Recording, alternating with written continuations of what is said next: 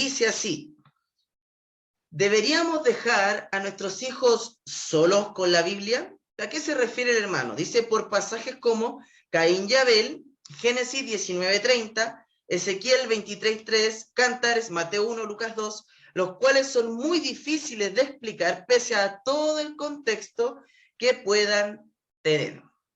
Ya, bueno, hermano, al papá que hizo esta pregunta, ya, obviamente es anónimo, yo no sé quién la hizo, pero como es anónimo, vamos a decir que le debemos, no sé, alguna promoción del McDonald's o algo, porque es una pregunta muy buena, ya es una pregunta muy, pero muy buena, y yo creo que todos, papás o no, deben atender muy bien lo que queremos y lo que también responde en esta pregunta, porque ¿cuántos de nosotros no hemos tenido problemas al tratar de responder algunas de estas historias que citan en estos pasajes, y muchas de ellas no sabemos cómo darle, a pesar del contexto, un significado lógico, moral o justo de lo que Dios es o de lo que Dios ha hecho, o cuál era el propósito de Dios al tener estas historias. Primero, quisiera contarles como anécdota o recuerdo, cuando yo estaba estudiando en el liceo, que tuve una profesora de historia que en una oportunidad, no me acuerdo qué clase ni qué año, mientras estaba estudiando, ella hizo el comentario de si sabíamos que en la Biblia aparecía una historia de un papá, bueno, en este caso Lot, que había dormido, tenido relaciones sexuales con sus dos hijas. Bueno, ella decía que nunca entendió por qué una historia de ese calibre aparecía en la Biblia, y hacía el cuestionamiento. Bueno, siendo joven, la verdad, quizás de haber tenido 14, 15 años, bueno, no era muy entendido de muchas cosas, yo había sido criado de pequeño en el Evangelio, entonces conocía la historia. Pero eso, hermano, personalmente nunca fue un problema para mí, ni tampoco había despertado algún tipo de curiosidad. Obviamente, hermano, yo no entendía todo el contexto de la historia o el porqué de la historia quizás como ahora. Sin embargo, debo decir, hermano, que en mi experiencia personal, quizás siendo criado en el Evangelio, lo cual no pretendo ser dogmático de ninguna forma, solamente quiero contarlo como testimonio en mi experiencia personal, el conocimiento de estas historias o sucesos no presentó un riesgo para mi fe en esa edad. Entonces, hermano, como dije, eso es solamente mi experiencia personal, quiero compartirlo, pero la verdad, hermano, vamos a ver algunos análisis que debemos hacer. Primeramente, la pregunta, entendiendo el propósito, creo que va en la dirección de no tanto si deberíamos dejar a nuestros hijos solos con la Biblia, que eso tiene un condicionante ante que es si deberíamos dejar a nuestros hijos. Más bien la pregunta, y yo entiendo al papá que hace la pregunta, es la pregunta no es como si deberíamos, mejor, ¿cuándo deberíamos dejar quizás solos con la Biblia a nuestros hijos? Y primeramente, hermano, debemos entender que la Biblia no es un tipo de fuente de entretenimiento como lo sería alguna plataforma de streaming como Netflix, que es la más conocida, la más grande hasta ahora, donde quizás usted puede evaluar el contenido al que su hijo es expuesto, o en este caso el que él desea ver. Sin embargo, apenas su hijo pueda leer, es una gran oportunidad para poder dirigirle en la lectura bíblica y las historias que ahí se encuentran registradas, porque obviamente, hermano, un niño puede intentar leer la Biblia si es que le llama la atención a quizás los 7, 8 años, donde creo la mayoría de los niños ya leen bien, quizás entre los 6, 5 ya pueden leer algunas palabras. Yo estoy hablando, hermano, quizás debía haberle preguntado a mi esposa, que ella es profesora de básica, ya, quizás me queda como tarea después preguntar a qué edad los niños leen bien. Yo estoy suponiendo, ya, hermanos, yo leí, no voy a decir que leí, quizás algo medio humillado, ya, pero el punto es, hermano, que la Biblia para nosotros no es un libro de cuentos de ángeles, de amor y de cosas bonitas solamente. Ya, no es como un libro de cuentos de hadas la Biblia. ¿En qué sentido quiero decir esto, hermano? Que la Biblia no pretende relatarnos esas cosas. La Biblia es la revelación de Dios ¿sobre qué? Sobre su plan eterno de redención. Y ese plan eterno se inicia, ¿por qué razón? Por el terrible y asqueroso pecado del hombre, donde podemos encontrar ese terrible pecado, es que podemos encontrar, hermano, la verdadera y santa salvación del Señor. La Biblia no oculta las faltas de los pueblos, los pecados terribles que en esos tiempos existían, no intenta ocultar las faltas de sus santos, porque nos muestra que incluso hombres santos que consideraríamos ejemplares y totalmente imitables, Dios muestra su pecado y también las consecuencias de su pecado. Hermanos, la Biblia no pretende relatarnos un cuento de hadas para los niños, como quizás lo sería algún tipo de cuento antiguo o alguna película donde todo al final sale bien. Aunque claro, la escritura al final sí es prometedor para el cristiano y es esperanzador a la misma vez. Pero lo que está ahí impreso en la Biblia es un reflejo del por qué Dios también ha decidido enviar a su Hijo a morir por nosotros. Todos los pecados, las terribles historias, nos muestran la realidad de la pecaminosidad del hombre, que a veces nosotros decimos, nuestros tiempos son tan malos, estamos en los últimos días porque estos tiempos son muy malos, pero a veces leemos la escritura y en tiempos pasados era mucho peor, hermano.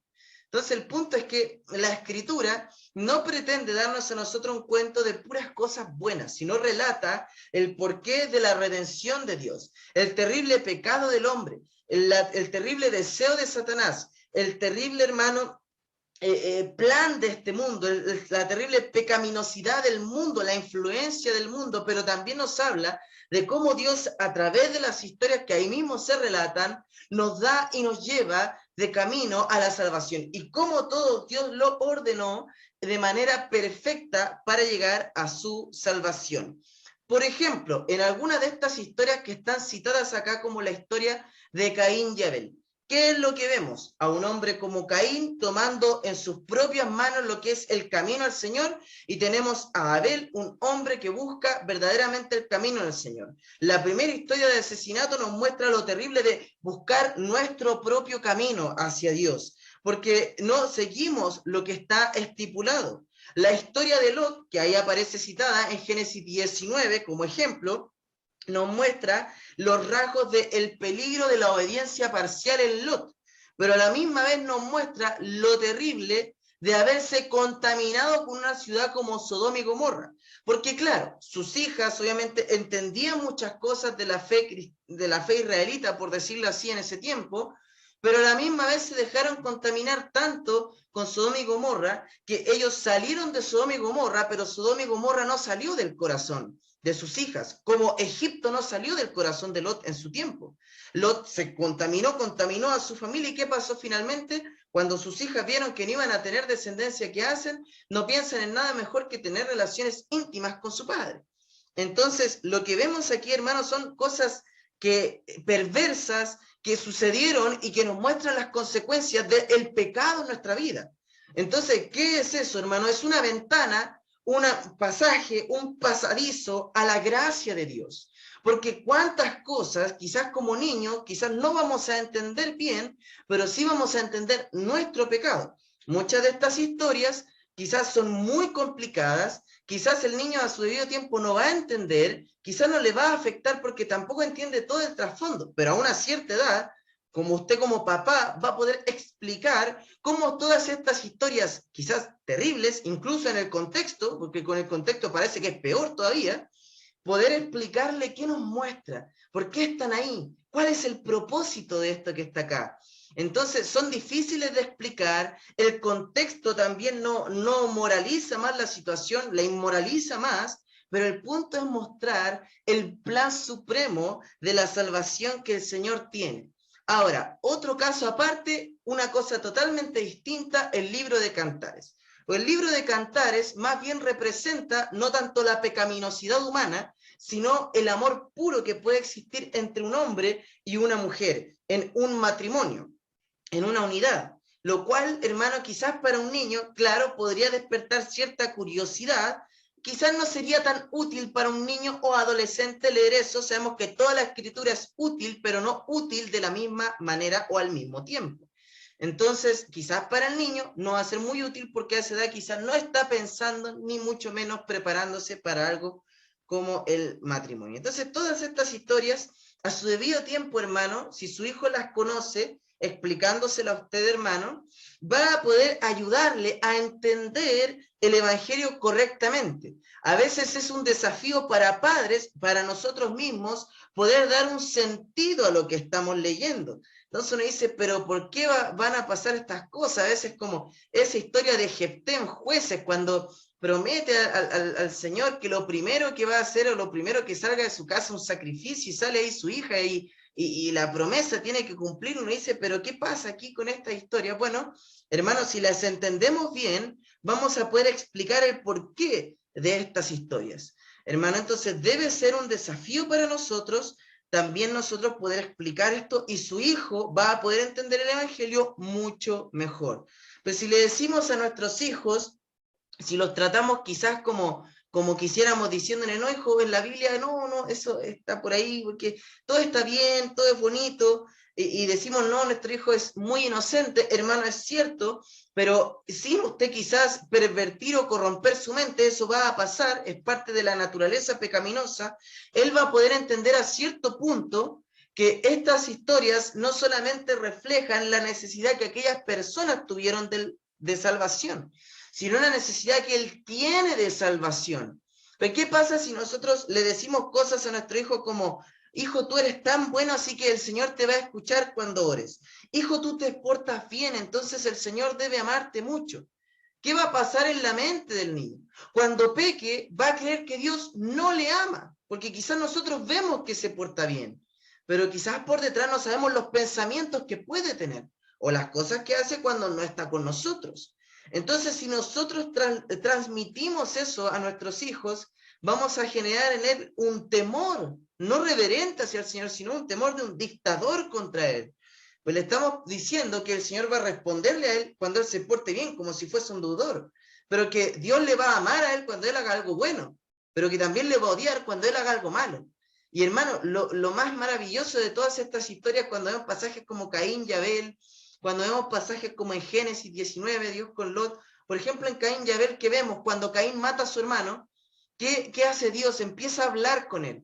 Pero al no haber pizca de arrepentimiento en Caín, simplemente justificándose, simplemente mirando hacia el lado, como decimos nosotros, haciéndose el loco, ¿qué es lo que vemos finalmente en Dios? Obviamente, ya un rechazo y una condenación física. Pero lo que vemos es una oportunidad, Dios buscando al pecador. Entonces lo que nosotros vemos, hermano, es una oportunidad para explicar a su debido tiempo el Evangelio, mientras el discernimiento de nuestro hijo va creciendo. Por eso, deberíamos dejar a nuestros hijos solos con la Biblia. ¿En qué sentido? Obviamente, quizás el niño a una edad de 6, 7, 8 años, 9 o 10, la va a leer ni la va a entender, quizás no va a generar tanto esa oportunidad, quizás se va a aprender versículos, va a ir generando entendimiento, pero cuando ya su discernimiento empiece a avanzar y por lo que he escuchado de papás, hermano, parece que avanza más rápido de lo que piensa, entonces es una buena oportunidad para a medida que las preguntas vengan de nuestro hijo, poder explicarles estas historias en su debido contexto. Va a depender de cada niño. A medida que su discernimiento crezca, y su interés o sus dudas o preguntas por estas historias nazcan y crezcan en él. Una oportunidad para ser desafiados como para